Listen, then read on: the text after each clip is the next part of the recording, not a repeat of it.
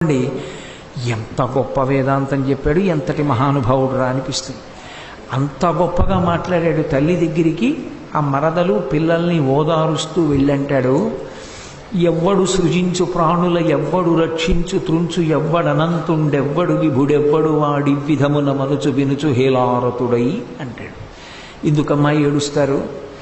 మనం అనుకున్నవి జరుగుతాయా? లోకంలో ఒకడున్నాడు, వాడు ఈ మాంసనేత్రానికి దొరకడు, కానీ వాడు జంత్రగాడై ఈ అన్నిటినీ ఆడిస్తూ ఉంటాడు. ఎవ్వడు సృజించు ప్రాణుల ఎవ్వడు రక్షించు త్రుంచు ఎవ్వడనంతుండెవ్వడు విభుడెవ్వడు వాడి విధమున మనుచు వినుచు హేలారతుడై. వాడు ఈ లోకములన్నిటినీ హేళగా సృజిస్తాడు, ప్రాణులను సృష్టిస్తాడు. ఆయన ఎంతకాలం ఉంచాలనుకున్నాడో అంతకాలం ఉంచుతాడు. ఎప్పుడు లయం చేసేయాలనుకుంటాడో అప్పుడు లయం చేసేస్తాడు. ఆయన మీద ఆధారపడుతుంది తప్ప